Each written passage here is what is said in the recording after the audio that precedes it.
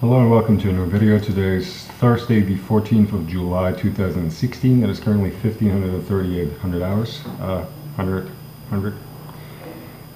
This is going to be a slightly unusual video in that, as you probably could tell by the title, as it has it on YouTube, Trubshaw's Theorem, as nobody out there does anything to liberate mankind, and as I'm being left here in passivity, and as I don't like passivity, I spent most of today and yesterday even just sinking my teeth a little more into FLoW. What is FLoW? F-L-O. The O is lowercase, so capital F, capital L, lowercase o, capital W. Has nothing to do with the subsidiary company of Intellect, alright? Not that FLoW, nothing to do. FLoW actually stands for Freiland Logik Werkgruppe, Freiland Logik's work group, and it will be a state-run, state-owned, run by me actually. I'm going to be its COB and CEO. The CEO, while I will be Prime Minister, will not be a ceremonial title. We'll have an actual COO until I leave politics, and then really also have the time to behave like the real CEO. It will be a computer company, Freiland's state-owned computer company, and we will basically do nothing short of revolutionizing the field of computing. Now, I have for years worked on this, also during my torture, to have something to sink my teeth in. There's documents existing on FLoW and so on, but I'm sure even the torturers out there never bothered looking into because they don't understand them. But I stumbled across something in here which is a nice thing. It is one paragraph. It consists of, it is relatively a small font size, but it's 1, 2, 3, 4, 5, 6, 7, 8 lines. Yeah, 8 lines. One paragraph. FLoW will develop trinary computers. Though hardware-wise they will be binary, they will be running in hardware emulation, not software emulation, but hardware emulation of trinary, and yet they will be tremendously efficient. And I've been, for quite a while, been thinking about all things pertaining to the trinary system and so on and so forth. And here is a nice little thing that I want to bring forth just because it is scientifically absolute fact and truth, and is one of the wee little contributions that I will make to science. Hence, it's not really Trubshaw's theorem as such, as in there were only one theorem. There's going to be a lot of theorems. This is not even a theorem. Matter of fact, this is an outright law, just that I'm polite enough to call it merely a theorem. I wrote it down as Trubshaw's crazy-ass claim, number 1. It actually says number 001 to leave a bit of room for other such crazy-ass claims. The crazy-ass is actually ridicule. It works kind of sort of in a Socratic dialogue kind of sense. This is a law actually, but let's be nice and call it a theorem so that people are not deafened by my awesomeness. Okay, but get to understand what I'm talking about. I'm just going to read this here. This is one of the insights that I learned just keeping myself busy thinking about the binary system and the trinary system and how to do the emulation and so on and so forth, and you just know particular idiosyncrasies of the trinary system, and that helps you realize the generally valid nature of a couple of things. And this is a very interesting one. Ultra hard science, my contribution to science, one paragraph contribution to science. There's going to be plenty of paragraphs contributed that I personally and that FLoW as an entire company, a staff, we're going to have up to 350 people when we are founded. So there's going to be other people contributing to the field of science, but even I alone will get to contribute quite a bit to science. To those people out there who always discredit me as, oh please, he didn't even finish his high school, how much of a scientist is he? He has no business talking about science or whatnot. I do have business talking about science. I can look back to a lifelong maybe not, but especially 20 years or something. Hands down 15 years, the last 15 years of my life were brilliant concept, that the brilliant concept was stolen straight out of my head, and that alone is not what makes me furious, but that other fuckers out there, they're stealers, pretended it was theirs and then went to their in circles of Faex Mundi so that they seem like the smart fuckers when they really ain't. So here's something, Trubshaw's crazy-ass claim number 001 pertaining to something learned out of messing with a trinary system. I'm just going to read this first. In a three-dimensional world, it is inefficient to address, and here it says RAM, but really you could leave out the RAM, to address would suffice, In a three-dimensional world, it is inefficient to address RAM in a way wider than the SIU, which is an abbreviation standing for smallest information unit, which means bit, trit, etc., depending on which numerical system you practice. That is the smallest information unit, SIU. So again, in the three-dimensional world, it is inefficient to address RAM in a way wider than the SIU of that numerical system used suggests for its cubic level. RAM address space should not be managed binarily beyond 64-bit. A change to trinary is the more efficient solution.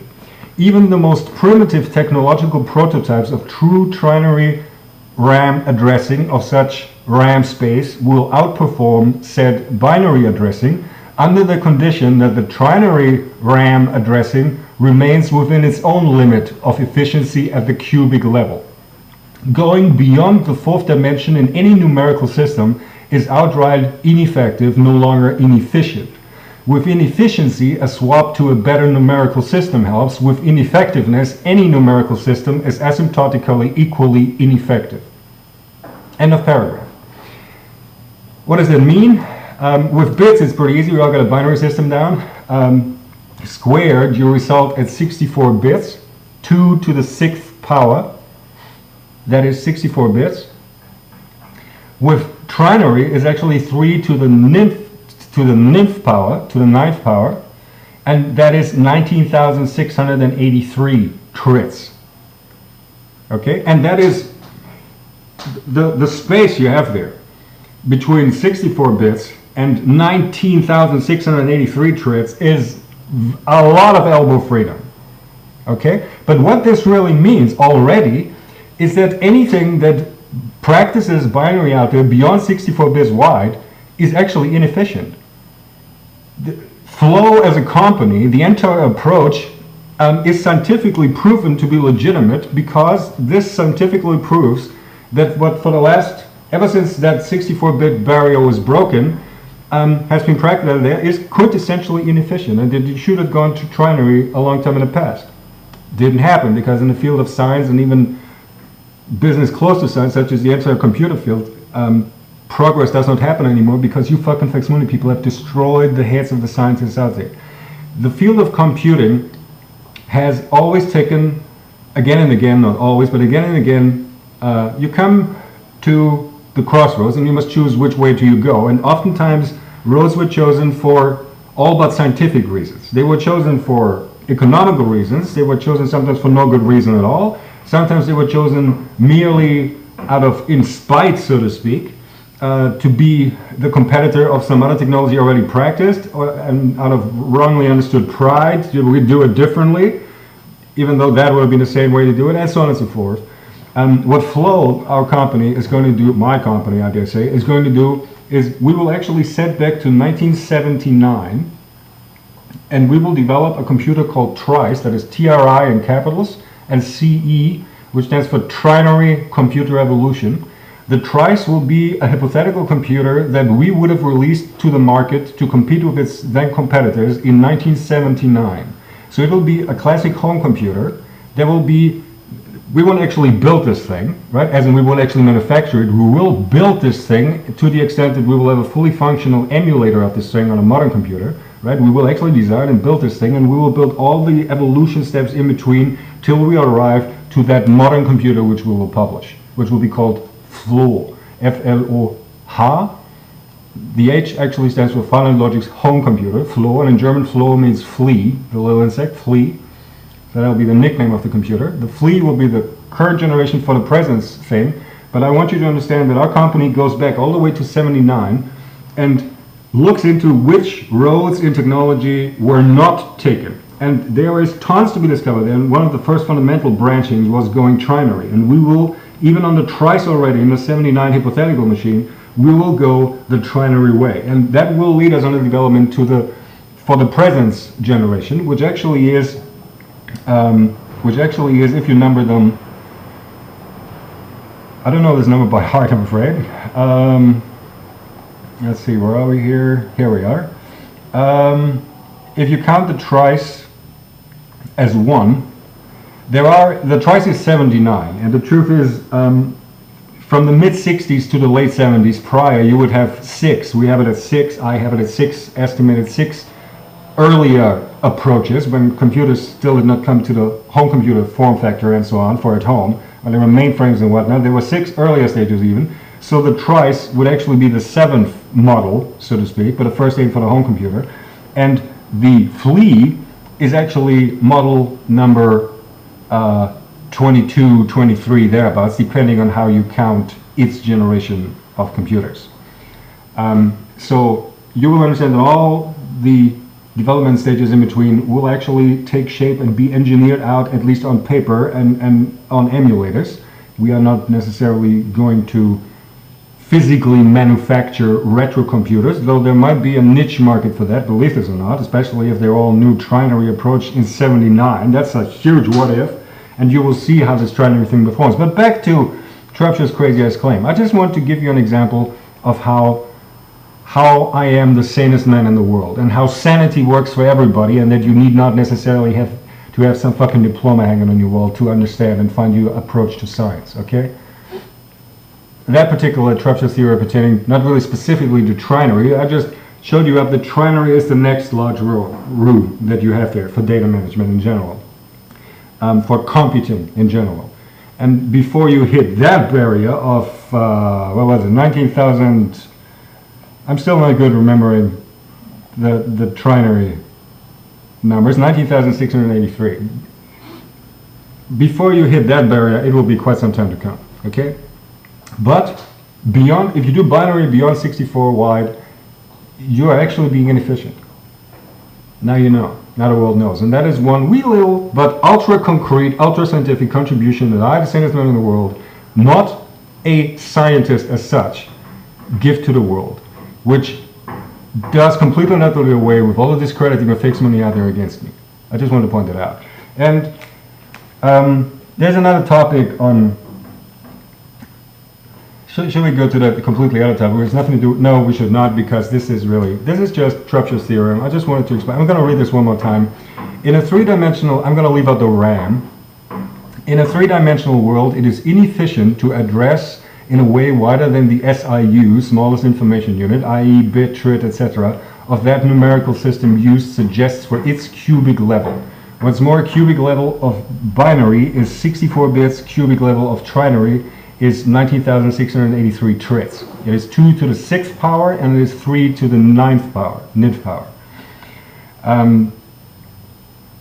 for its cubic level. Address space should not be managed binarily beyond 64-bit. A change to trinary is the more efficient solution. Even the most primitive technological prototypes of true trinary addressing of such space will outperform said binary addressing under the condition that the trinary addressing remains within its own limit of efficiency at the cubic level. But as I said, that's a lot of algorithms, so don't worry about that. Going beyond the 4th dimension, to the 4th and beyond, it should actually say, in any numerical system is outright ineffective, no longer inefficient. With inefficiency, a swap to a better numerical system helps. With ineffectiveness, any numerical system is asymptotically equally ineffective. I want you people out there to understand that trinary will in no way, shape, or color replace binary system. It will take care of everything beyond 64 bits. That's what will happen, but up to 64 bits, binary is the most fundamentally, horrendously efficient thing around. And it's not that binary will become obsolete or any such. At all. It won't. It will be around. But we will have trinary computers, and we will start them basically in our development in 79 and really in-house develop all the stages of model types leading up to our, well, the 22nd, 23rd model, namely the FLE home computer, which we will sell for $350 as a price point. $350 for an all-new machine. And we will reintroduce the concept of home computers, which has been betrayed for hands down 25 years, if not 30 years by now. People have unlearned what a home computer was. People only are accustomed to the general purpose fucking PCs, Macs, whatever they have these days. It's all the bloody same. It's a bloody PC.